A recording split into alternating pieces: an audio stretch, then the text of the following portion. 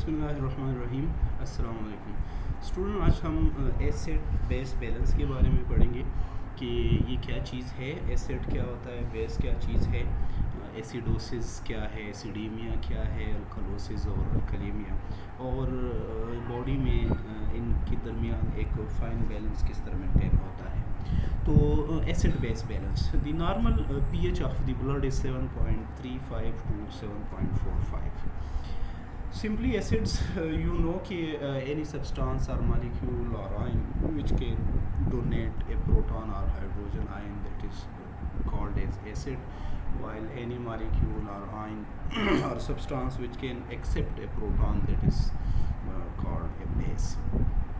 तो इस एसिड और बेस के कंसंट्रेशन के ऊपर, प्रोटॉन हाइड्रोजन आयन कंसंट्रेशन के ऊपर बॉडी के अंदर जो है ना, इसका मैयर बेसिकली पीएच इसका एक मैयर है, ठीक है।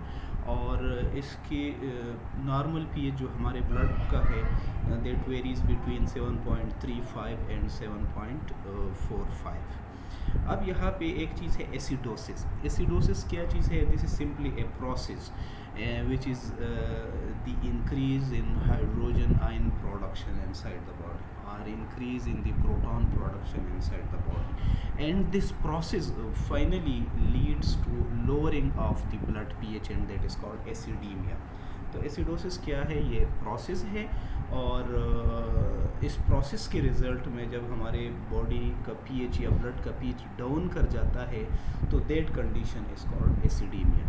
इसके मुकाबले में अल्कलोसिस ये एक प्रोसेस है which result in decrease production of hydrogen ion और decrease production of proton inside the body, and this leads to increase pH of our blood, that condition is called alkalemia. तो acidosis versus acidemia, similarly alkalosis versus alkalemia, ये two different condition है। क्योंकि हमारी body में you know कि our body is constantly undergoing metabolism. Metabolic process हमारी body में हर वक्त कंटिन्यू होता है। इसके रिज़ल्ट में हमारे पास फाइनल मेटाबॉलिक जो प्रोडक्ट बनते हैं एनर्जी के अलावा, एटीपीज़ के अलावा, वो कार्बन डाइऑक्साइड और वाटर है, ठीक है ना।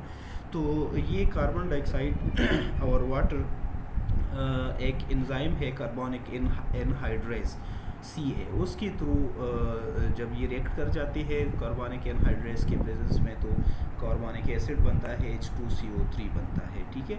और H2CO3 चूँकि एक अनस्टेबल सा मॉलिक्यूल है, तो ये रेडली कन्वर्ट हो जाता है प्रोटॉन्स में और बाइकार्बोनेट में, ठीक है ना। उससे फिर एक हेंडरसन-हेज़लबाच इक्वेशन है, उसके थ्रू पीएच को कैलकुलेट किया जाता है। कैलकुलेशंस के बाद उसकी बात थोड़ी देर में मैं करूँगा। The normal pH of the blood is 7.35 to 7.45। The pH of the intracellular fluid is rather variable. क्योंकि इंट्रासेलुलर फ्लूइड अभी हमने बात की कि वहाँ पे मेटाबॉलिक प्रोसेसेस चल रहे होते हैं सेल के साइटोसोल में। यू नो कि ग्लाइकोलिसिस कहाँ पे होता है? सेल के साइटोसोल में होता है। क्रेब्स साइकिल सेल के साइटोसोल में होता है। इसी तरह इलेक्ट्रॉन ट्रांसपोर्ट चेन सेल के साइटोसोल में होता है, ठीक है ना। इसी तरह फैट मेटाबॉलिज्म, प्रोटीन मेटाबॉलिज्म, ये सारे सेल के साइटोसोल में होते हैं, urea cycle etcetera.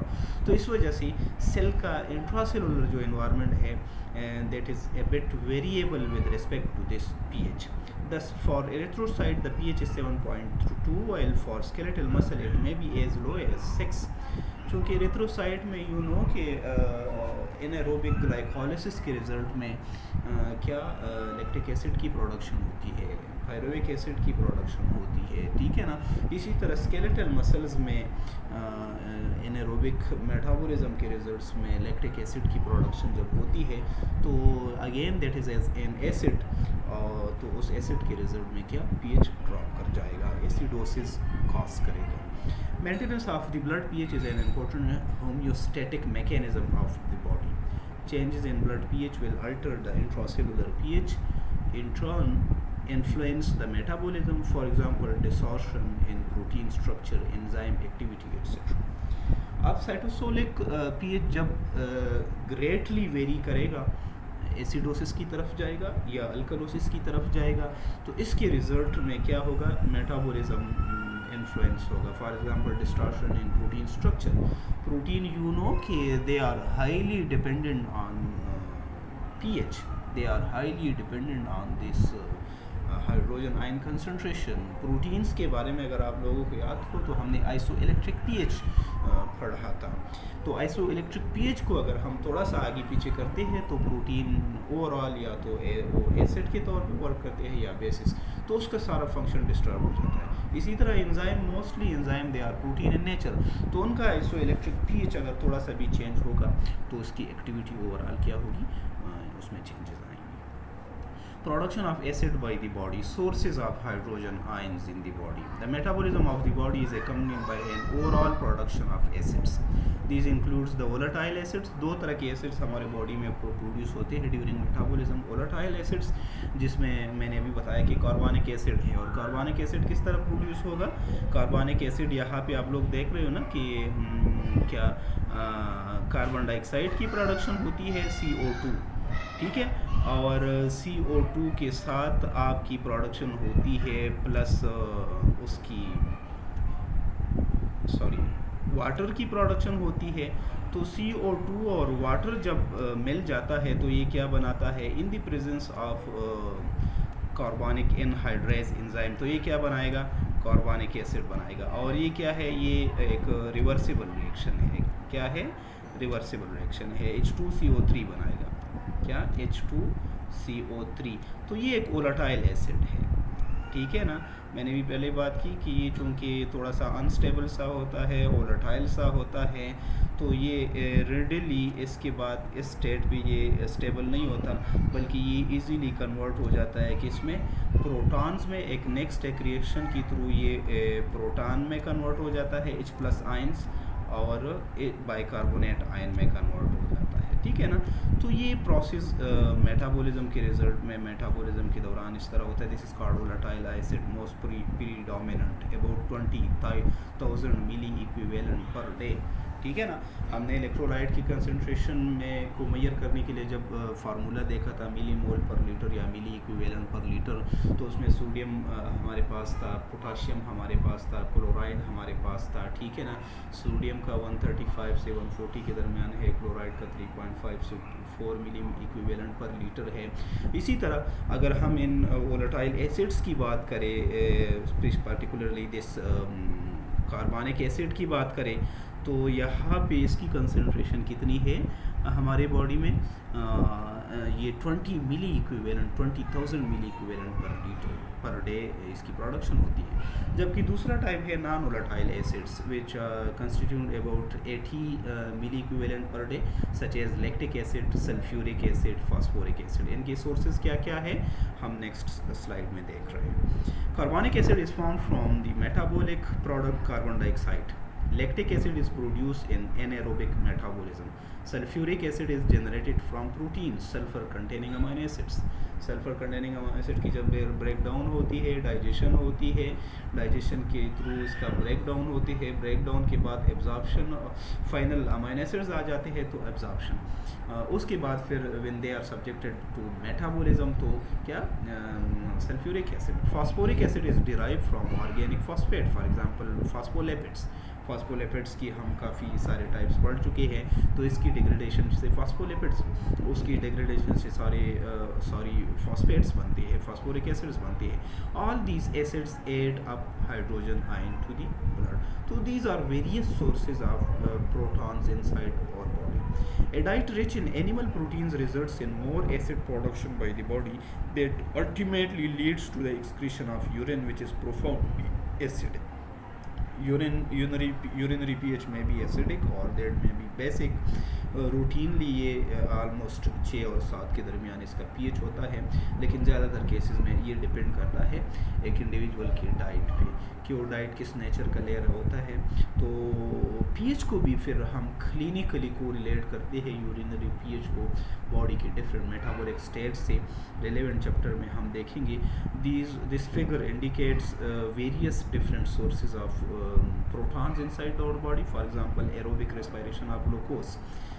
That finally leads to carbonic acid. किस तरह कार्बोनिक एसिड बनता है, मैंने रिएक्शन आप लोगों को ड्रॉ कर दिया, ठीक है ना। इसी तरह anaerobic respiration of glucose that finally leads to lactic acid. इसी तरह oxidation of sulphur containing amino acid finally leads to sulphuric acids. Similarly incomplete oxidation of fatty acid acidic ketone bodies.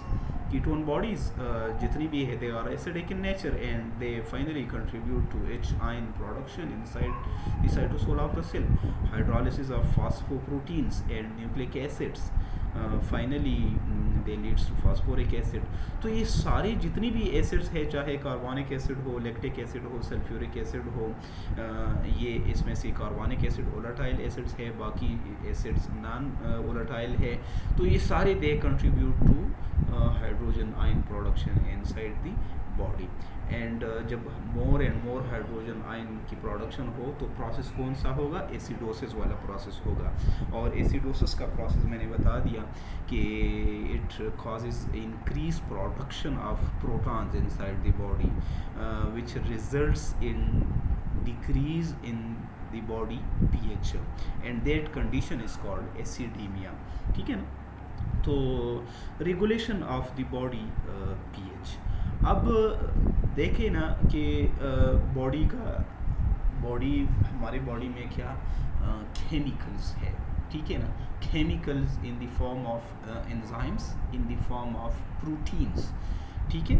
तो अब वो प्रोटीन्स और वो enzyme एक constant pH के ऊपर वर्क करते हैं, फंक्शनल होते हैं, उनका secondary, tertiary, quaternary structure maintain होता है, ठीक है ना। तो माइन्यूट सी चेंजेस इन pH में अगर आ जाती है तो उनका फंक्शन कंप्रोमाइज हो जाता है, ठीक है ना। और कंटिन्यूस सोर्सेज हमारे बॉडी में है, क्योंकि हमारी body is constantly undergoing metabolism, और उस मेटाबॉलिज्म के रिजल्ट में at least this carbonic acid that is constantly produce, ठीक है ना। तो वो क्या करेगा, वो डिस्टर्ब करेगा बॉडी की pH को, ठीक है। तो उसके अगेंस्ट अब डिफेंस मैकेनिज़्म क्या है, बॉडी का डिफेंस मैकेनिज़्म क्या है। तो बॉडी के अंदर डिफेंस मैकेनिज़्म क्या है, बफर्स है, कि बफर इज़ ए केमिकल और ए सब्सटेंस और a solution which resist drastic changes in pH। क्या है, एक सोल्यूशन होता है, एक केमिकल होता है, एक सब्सटेंस होता है विच resist drastic changes in pH, that is called buffer. दो तरह की बफर सिस्टम होते हैं हमारे बॉडी में, chemical buffer systems and the physiological buffer system. Chemical buffer system में हमारे पास बाइकार्बोनेट बफर सिस्टम है, फॉस्फेट बफर सिस्टम है और प्रोटीन्स बफर सिस्टम है, और ये रैपिडली एक्टिंग सिस्टम है, विद इन सेकेंड्स इसका इफेक्ट आ जाता है, ठीक है ना। जबकि दूसरी टाइप के बफर फिजियोलॉजिकल बफर सिस्टम है, जिसमें हमारे पास रेस्पिरेटरी सिस्टम है और रीनल मैकेनिज्म है। रेस्पिरेटरी मैकेनिज्म, हाइपरवेंटिलेशन और hypoventilation acts within 1 to 3 minutes, जबकि दूसरा प्रोसेस क्या है, रीनल मैकेनिज्म है, secretion of protons and reabsorption of bicarbonate required hours to days to effect pH changes. तो ये वाला first line of defence against pH shift और pH changes में कौन सा है, केमिकल बफर सिस्टम है। और उस केमिकल बफर सिस्टम में कौन कौन सी बफर्स हैं, bicarbonate buffer system, phosphate buffer system, proteins buffer system. जबकि सेकंड लाइन ऑफ डिफेंस में फिजियोलॉजिकल बफर सिस्टम आता है, इसमें एक हमारे पास हमारे किडनीज है और दूसरे हमारे कौन से हैं, लंग्स है। अब इसका मैकेनिज्म वन बाय वन हम इसका देखेंगे कि इसका मैकेनिज्म क्या है, how these bicarbonate, phosphate and protein buffer system they resist change in the body pH, and how these lungs and these kidneys they have a vital role in regulating our body pH। तो उसके बाद यहाँ पे हम अगर blood buffers की बात करें तो ब्लड बफर्स में हमारे पास बाइकार्बोनेट बफर सिस्टम है, फॉस्फेट बफर सिस्टम है और प्रोटीन बफर सिस्टम है। ये मेजर बफर सिस्टम है। The buffering capacity of the buffer is dependent on the absolute concentration of salt and acid. A buffer can not remove hydrogen ion from the body. Buffer remove नहीं करेगा, लेकिन क्या करेगा, it temporary acts as a shock absorbent to reduce the free hydrogen ions and later to be removed by the renal mechanism. ठीक है ना। Chemically buffer system क्या करेंगे, ये एक्सेस हाइड्रोक्सिल आयन को या एक्सेस प्रोटॉन आयंस को क्या बॉडी से रिमूव नहीं कर सकते, बल्कि ये उसको एब्जॉर्ब कर लेते हैं for a time being.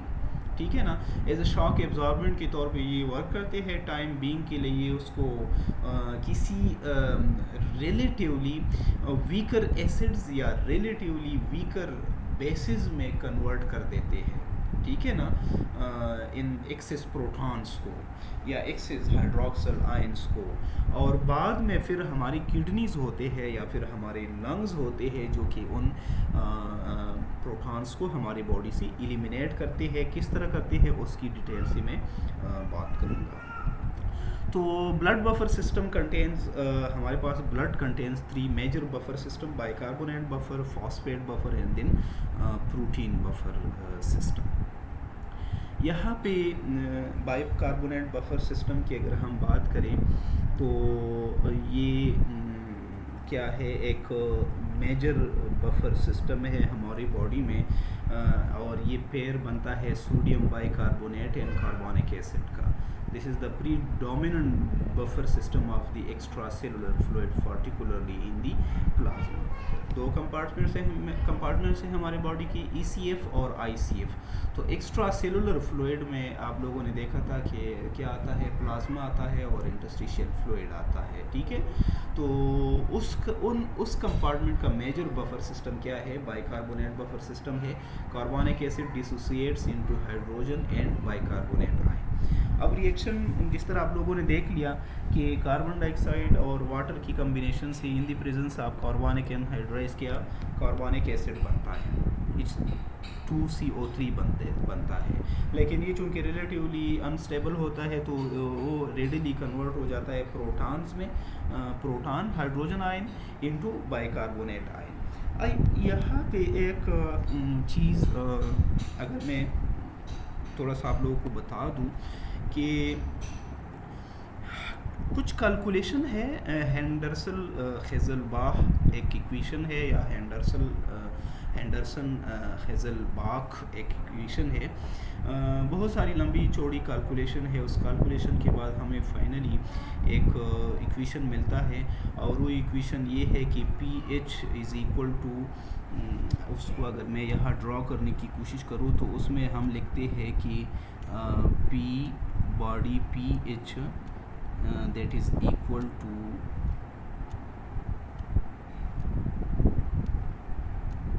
pKa, which is a dissociation constant of these acids, pKa plus log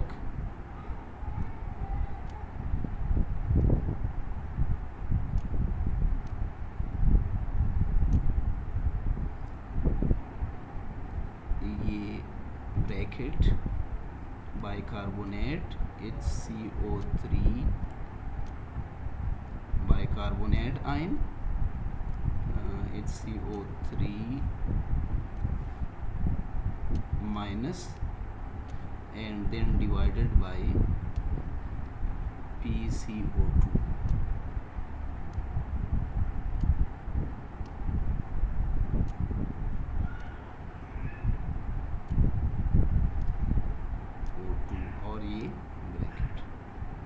ये एक इक्वेशन है। ठीक है ना। अब यहाँ पे अगर हम देख लें तो यहाँ पे ये पी के एक कांस्टेंट है, इसको हम अगर जस्ट एक फॉर टाइम बीइंग इसको अगर हम इग्नोर कर दें, ये लॉग वाली चीज़ ये भी एक कांस्टेंट है, इसको भी हम फॉर टाइम बीइंग क्या कर देते हैं, इग्नोर कर देते हैं। तो ओवरऑल हमारे पास हमारे ब्लड का pH वो इक्वल हो जाएगा बाइकार्बोनेट आयन की concentration divided by partial pressure of carbon dioxide. Bicarbonate ion divided by partial pressure of the carbon dioxide. यहाँ पे मैंने P लगा दिया, P का मतलब ये है partial pressure of carbon dioxide. चूँकि कार्बन डाइऑक्साइड को हम ये जो बाइकार्बोनेट है, बाइकार्बोनेट तो हम मिलीमोल में मेजर कर लेते हैं, और कार्बन डाइऑक्साइड चूँकि एक गैस है तो गैस को फिर हम उसी मिलीमोल पर लीटर में मेजर नहीं कर सकते, उसको हम प्रेशर की यूनिट्स में मैयर करते हैं। तो इस वजह से मैंने यहाँ क्या लगा दिया, PCO2 लगा दिया, partial pressure of carbon dioxide. तो पीएच हमारे पास किस चीज़ का इक्वल है सॉरी, ये रेशो है बाइकार्बोनेट और partial pressure of carbon dioxide. Carbonic acid dissociates into hydrogen ion and bicarbonate ions. Blood pH and the ratio of bicarbonate to carbonic acid. The plasma bicarbonate concentration is around 24 millimole per liter, which is in the range, ये range 22 to 26 का range है, लेकिन usually ये 24 होता है। It is evident that a blood pH 7.4, the ratio of bicarbonate to carbonic acid is 20 to 1। ठीक है ना, ये रेशो, ये कंसनट्रेशन कितना है बाइकार्बोनेट की कंसनट्रेशन, एवरेज नॉर्मल कंसनट्रेशन और 24 मिलीमोल पर लीटर है। ठीक है ना, तो 7.4 pHb the ratio of this bicarbonate to carbonic acid that comes out to be 20 to 1। Thus, the bicarbonate concentration is much higher, 20 times than the carbonic acid in the blood. This is referred to as alkali reserve and is responsible for the effective buffering of hydrogen ions generated in the body. In normal circumstances, the concentration of bicarbonate and carbonic acid determines the pH of the blood. दूसरा हमारे पास यहाँ पे phosphate buffer system है। तो bicarbonate में हमने देख लिया कि वहाँ पे बाइकार्बोनेट और कार्बोनिक एसिड का रेशो कितना है, 20 to 1 है। फॉस्फेट के केस में सोडियम डाइहाइड्रोजन फॉस्फेट ये पेयर है, और डाई सोडियम हाइड्रोजन फॉस्फेट, ये इन दोनों इन पेयर से फॉस्फेट बफर बनता है। And this is the mostly an intracellular buffer and is of less importance in plasma due to its low concentration. ठीक है ना, इसका रेशो क्या है, 4:1 है। सोडियम डाइहाइड्रोजन फॉस्फेट और डाई सोडियम हाइड्रोजन फॉस्फेट, ये क्या है, ये इंट्रासेलुलर बफर सिस्टम है, as oppose to bicarbonate buffer system which was intracellular extracellular. तो इसकी कंसंट्रेशन की अगर हम बात करें तो ये 4:1 रेशो से प्रेजेंट होता है।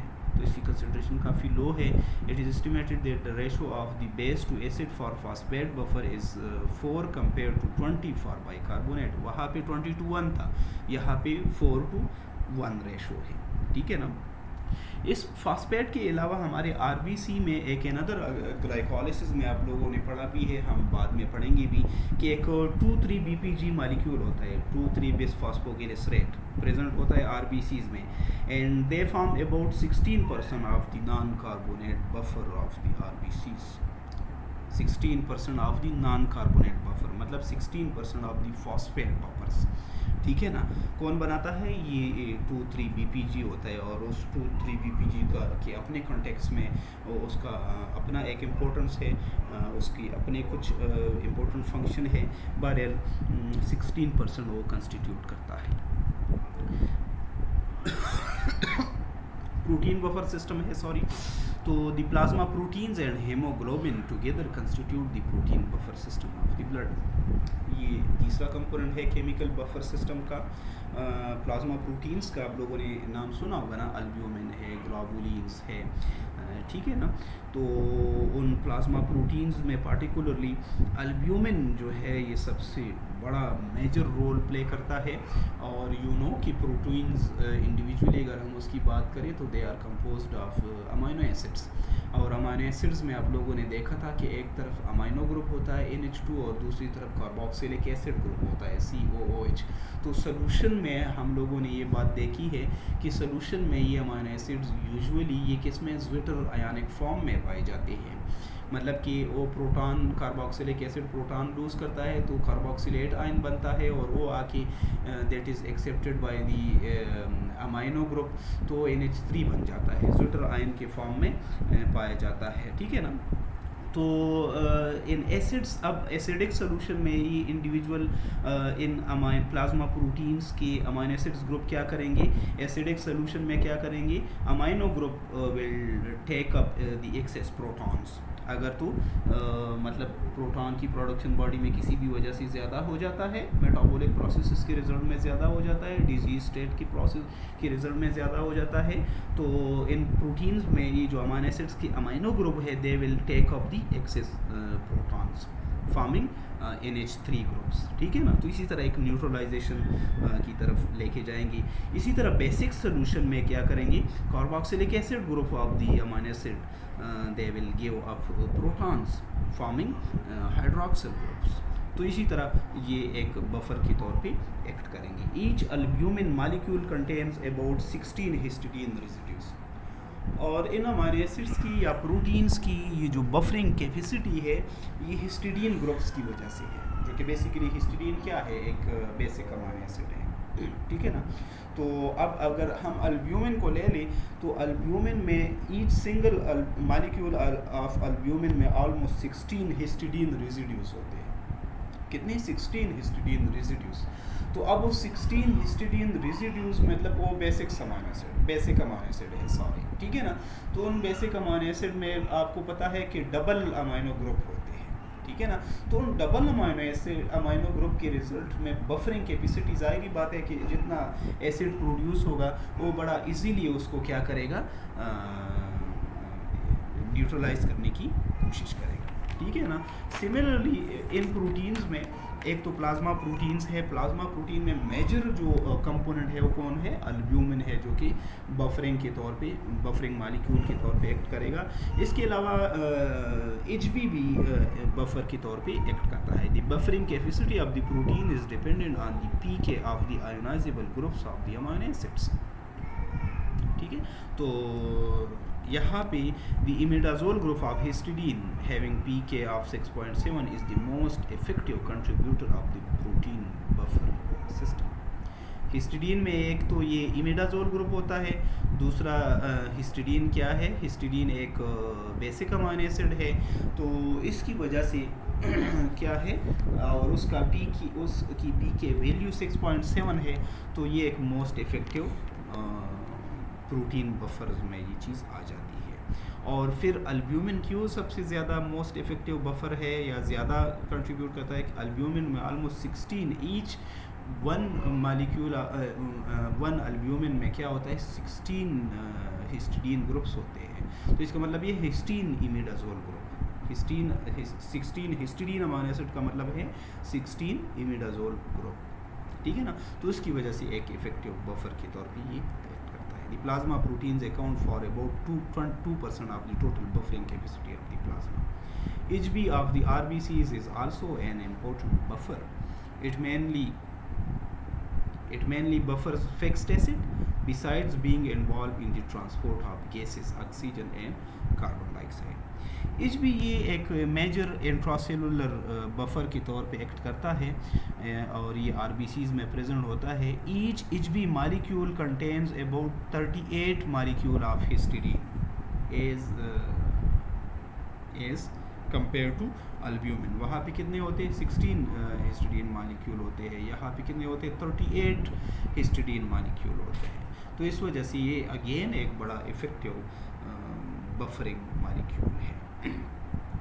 अब नेक्स्ट इसमें है रिस्पिरेटरी मैकेनिज्म है for the regulation of blood pH and then उसके बाद किडनी का या रीनल मैकेनिज्म है for the regulation of blood pH। तो नेक्स्ट पार्ट में इंशाल्लाह मैं आप लोगों को अपलोड कर देता हूँ। Thank you so much.